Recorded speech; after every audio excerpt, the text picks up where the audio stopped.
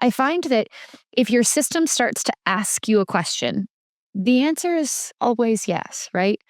Am I drinking too much? Am I snacking too late? Am I skipping exercise too often? Am I spending too much money or shopping too often? The answer to those questions is always yes. The question is, what are you going to do about it?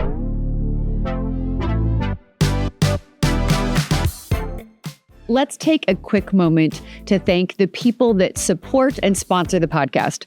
When life takes an unexpected turn, you deserve someone who will stand beside you. St. Louis attorney Chris Dully offers experienced one-on-one legal defense. Call 314-384-4000 or 314-DUI-HELP, or you can visit dullylawfirm.com. That's DULLE lawfirm.com for a free consultation. I'm thrilled to share that the Redefining Sober app is officially live. What began as questioning my own relationship with alcohol became a journey back to myself. And now I've created the support that I wish that I'd had. Redefining Sober is designed to help women explore, question, or change their relationship with alcohol while building self-awareness, self-trust, and a life that feels more aligned and fully their own. For a limited time, founding members can get a discount. Visit redefiningsober.com today to learn more and begin your journey. I'm so excited to have you join us. When life changes in an instant, hope often becomes easier to recognize. But what about the quieter moments? The moments when something feels off, when we're exhausted, disconnected, overwhelmed, or simply not feeling quite ourselves. The moments when life is trying to get our attention long before we're ready to listen. This week, I'm reflecting on those whispers, the subtle nudges, feelings, and experiences that invite us to slow down and pay attention, the ones that want us to reconnect with what matters the most. Because sometimes hope doesn't arrive as a dramatic breakthrough. Sometimes it arrives as an invitation to listen and to realign, and to come home to ourselves. This is Hope Comes to Visit, and I'm Danielle Elliott Smith, and as always, I'm so incredibly grateful you're here. Lately, I've been thinking a lot about the difference between hearing something and actually listening, because if I'm being honest, life's been trying to get my attention for a while. For the past several weeks, I've been telling people I'm exhausted, and not just in a, I'm feeling a little bit tired lately, not in a normal tired or I need a really good night's sleep, but in a bone tired, I could fall asleep at my desk. The kind of tired that makes you question yourself. I've been wondering where my spark went. I've been struggling to feel motivated. My joints have been tired. I have found myself hurting in ways that didn't feel normal. And I'd been mentioning it to my therapist over and over and over during the past couple of, I don't know, let's call it 6 weeks. And she kept bringing it up to me and saying, hey, maybe this is something you want to get checked. And like me, I kept saying, well, I guess like a lot of us, I just blame myself. I'm sure it's my fibromyalgia. For the longest time in my life, I was diagnosed when I was 18. I find that I always think everything goes back to my fibromyalgia. If it's a pain, it's fibromyalgia. If it's a headache, if it's exhaustion, even if it's my stomach, I'm sure that it's fibromyalgia. And I really was just assuming that the problem was me. Maybe I wasn't being disciplined enough. Maybe I needed to take better care of myself. Maybe I just needed to push myself harder or somehow get over it. Finally, my therapist made me promise, make an appointment with the doctor. Well, of course, that meant I had to somehow fit it into my schedule, right? I had a couple of trips planned. One of them this past weekend, I was planning on going to see my daughter with my husband, with my ex-husband, with my ex-in-laws. We were going to Minneapolis to see Delaney, to go to the Cardinals and Twins games, to see a Lynx game, because I think I might have mentioned to you guys that my daughter is now working for the WNBA. She works for the Minnesota Lynx after graduating from Ole Miss, which makes my heart so damn full. But we had all of this stuff planned. And so naturally, as so many of us do, we think, how can I fit in what I need to do to take care of myself in and around everything else that's happening? So I finally made an appointment for myself, which was, in fact, just yesterday. I made this appointment to go to the doctor, finally to say, hey, what's wrong?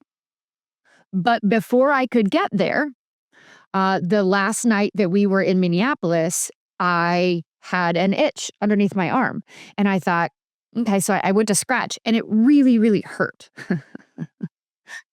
And I had a bit of a rash. This is where we're getting a little TMI. We're getting close. You've been spent some time with me, so we're gonna get close.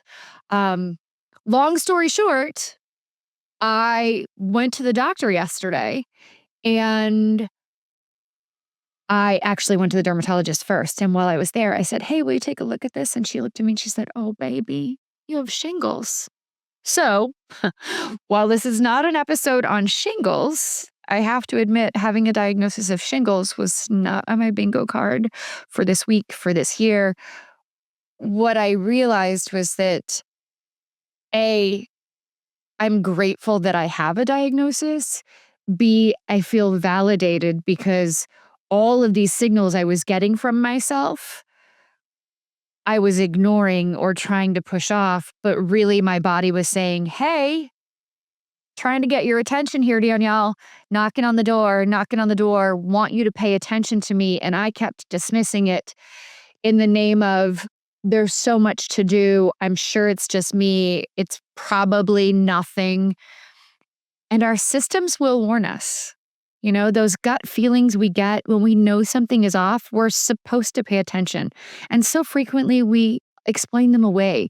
We convince ourselves that we're lazy or unmotivated or dramatic or emotional or weak, or somehow we're failing when something deeper is actually happening.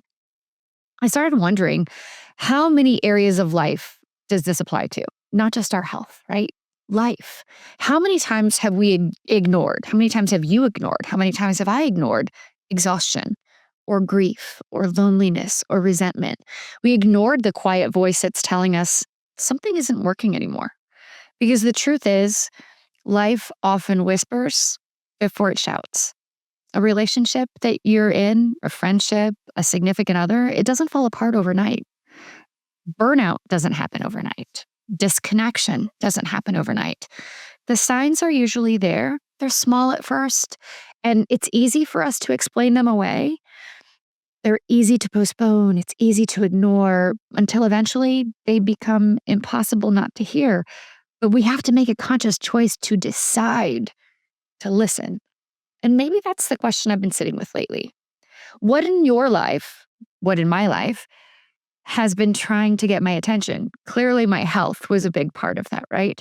Hey, Danielle, you need to be taking care of yourself, because I don't know if you guys know anything about shingles. If you had chickenpox as a kid, the virus sits in your system and it manifests when your immune system is low or compromised and you're stressed. Well, guess who's been stressed over the past couple of months? This kid. So my body was kind of prime for the taking. I'm lucky in that it's not a very severe case. Clearly, you can't see anything that's going on with it, but it was affecting my body. It was telling me something is going on. Now, until it manifested, had I gone to the doctor sooner, would I have been able to get a diagnosis? I don't know. The good news is I have the diagnosis now, and I can now do something about taking care of myself. So what in your life has been trying to get your attention? Not in a fearful way, not in a shame-filled way, just honestly. And maybe what have you been trying not to hear? I find that if your system starts to ask you a question, the answer is always yes, right? Am I drinking too much? Am I snacking too late? Am I skipping exercise too often? Am I spending too much money or shopping too often? The answer to those questions is always yes. The question is, what are you going to do about it? I know for me, when I first started to say to myself, am I drinking too much? Or when I am drinking, am I going too far? I didn't want to face that question, because I didn't want to be the girl who had to stop. But eventually I was the girl who had to stop, because I wasn't willing to face the questions when they first cropped up. So I think part of what I'm trying to say is, listen to yourself, right? What have you been trying not to hear? Maybe it's your body or your heart. Maybe it's a dream you've been postponing. Maybe it's grief you haven't fully acknowledged. Maybe it's a relationship that needs more attention or a habit. Maybe it's the realization that you've been surviving for so long that you've forgotten what it feels like to be totally present. One of the things I love most about this podcast, about the conversations I get to have here on Hope Comes to Visit, is that so many of the guests have experienced some version of this. Life got their attention. It may have been a diagnosis or a loss or a tragedy. Maybe it was a challenge or a turning point. Something happened that forced them to stop and ask, now what? Who am I now? What matters now? And while I wouldn't ever wish those experiences on anyone, I have noticed that something beautiful happens in each of those individuals. One of those moments has become an invitation for them. It's an invitation for them to pay attention, to realign, to reconnect. It's an invitation to start living life differently. Not perfectly, don't misunderstand. None of these conversations or even what I experience day to day is about trying to find a way to live perfectly. It's about living intentionally. And maybe that's where I find myself now. Not because I have all the answers. You guys know that I never, ever do, but far from it. But because this experience reminds me that our bodies, our hearts, and our lives are often trying to tell us something long before we're ready to listen. So maybe the question isn't, what's wrong with me? What's wrong with you? Maybe the better question is, what's trying to get my attention? And what might happen if I finally listened rather than just acknowledging that there's something there and you're hearing something? What if you actually sat down and listened? Because sometimes hope doesn't arrive as a solution. Sometimes hope arrives as an invitation to slow down and to pay attention, to tell ourselves the truth. And perhaps most importantly, to trust that what we're feeling, it's worth listening to. You are worth listening to. Your gut is worth listening to. And as always, I'm so glad you're here. Thank you for taking time to spend even a few minutes of your week, of your day with me. This podcast is a gift to me. It's a gift to me to listen to the stories that people choose and honor me with. And it means so much that you choose to tune in. If ever there is something you hear, I hope you will take the time to share it with someone else you think may need to hear this little bit of hope that needs to come to visit. Thank you, as always, for spending time with me. And until we get to spend time together again, take very good care of you.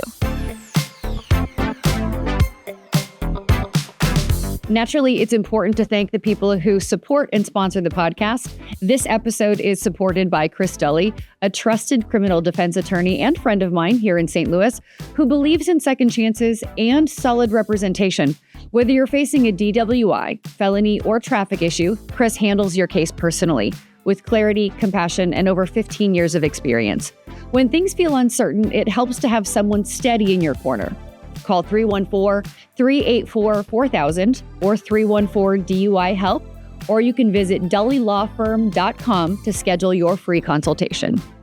I'm thrilled to share that the Redefining Sober app is officially live. What began as questioning my own relationship with alcohol became a journey back to myself. And now I've created the support that I wish that I'd had. Redefining Sober is designed to help women explore, question, or change their relationship with alcohol while building self-awareness, self-trust, and a life that feels more aligned and fully their own. For a limited time, founding members can get a discount. Visit redefiningsober.com today to learn more and begin your journey. I'm so excited to have you join us.